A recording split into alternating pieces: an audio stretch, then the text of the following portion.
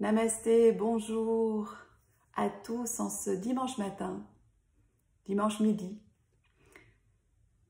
Je suis toujours à Bruxelles avant de partir dans quelques jours pour le Népal pour y poursuivre mes engagements solidaires là-bas. Et ce matin à Bruxelles, ce sont les préparatifs de la marche pour le climat qui débutera à 13 h.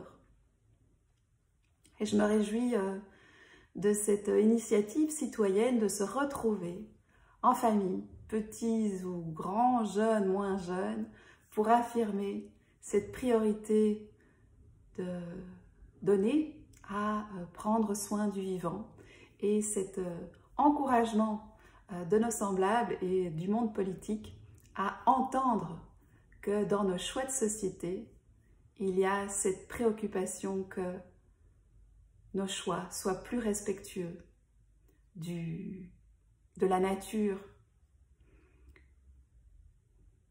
C'est une prise de conscience de plus en plus importante. Et elle me réjouit que je pense que lorsque l'on est engagé dans un chemin spirituel, la spiritualité, c'est rechercher à pouvoir vivre en harmonie avec soi-même, l'harmonie avec l'autre, mais également l'harmonie avec le monde qui nous entoure. Et plus on chemine sur ce chemin, plus on ne peut que être dans le prendre soin de soi, de l'autre et du monde qui nous entoure, la faune, la flore et les 5 éléments.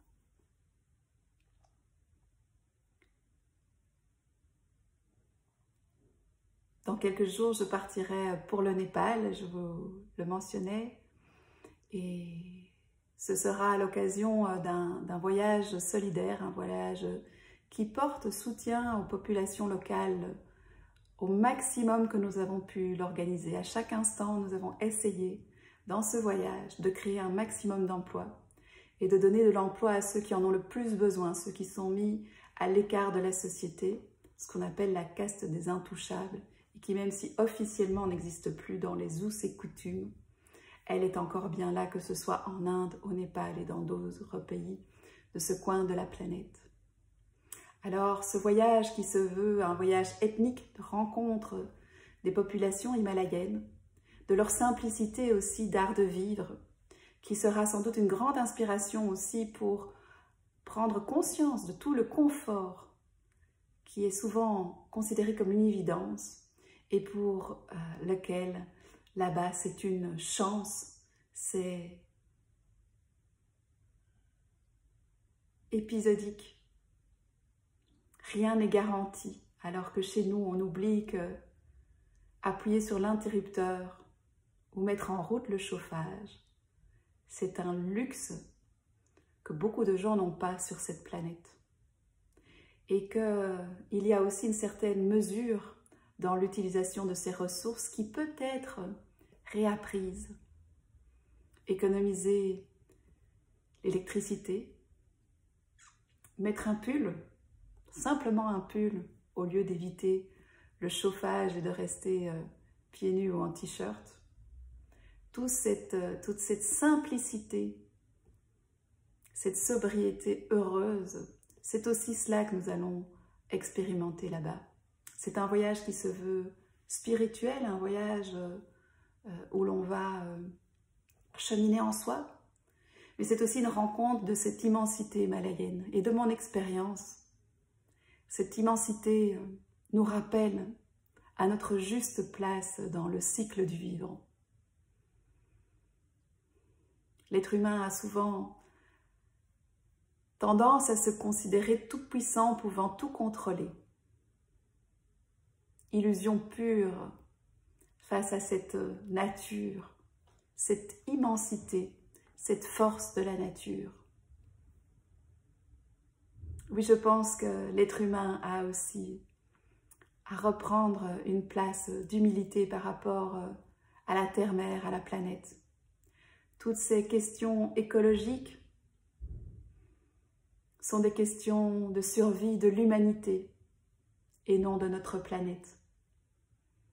Elle survivra bien au-delà de l'extinction de notre race.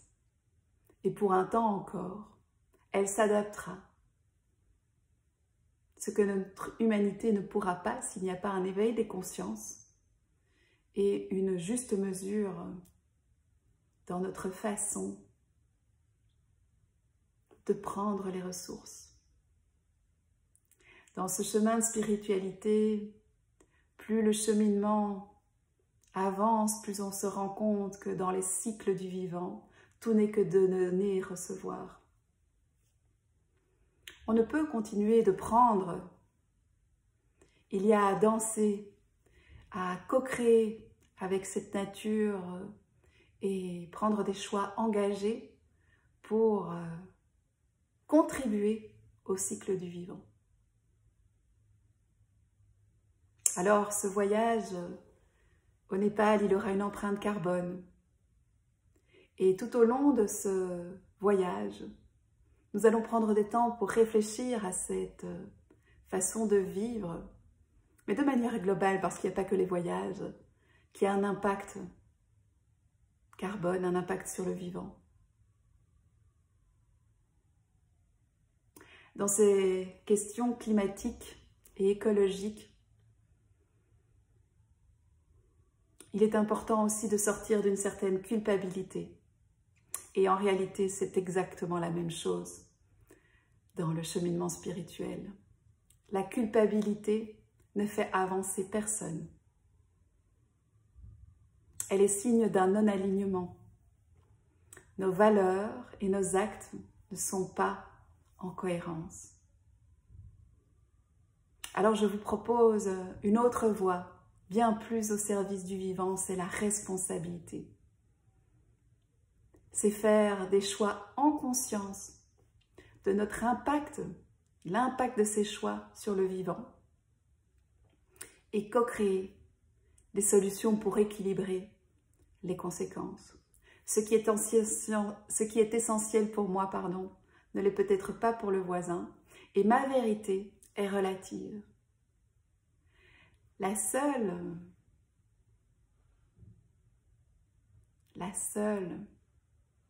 vérité, me semble-t-il, à se poser, c'est est-ce que lorsque je pose un choix, est-ce que ce choix que je pose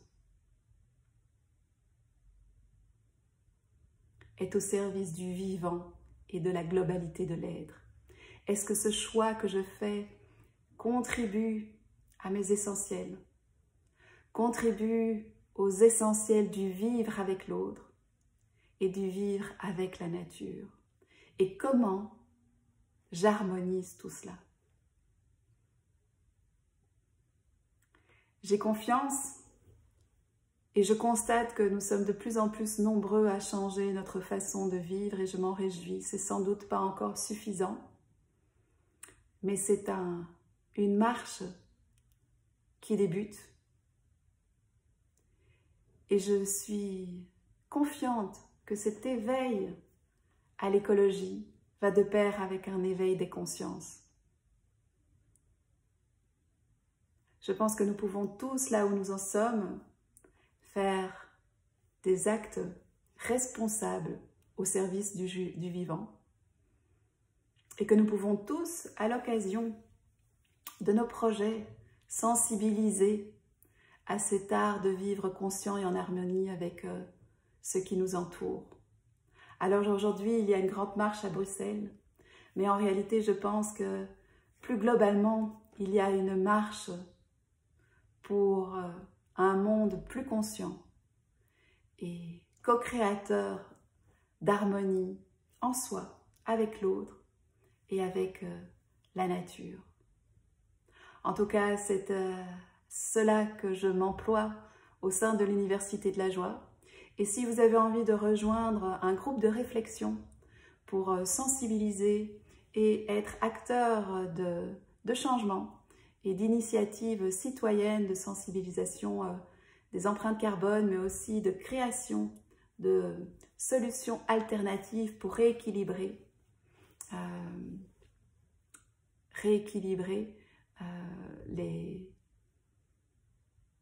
les choix qui seraient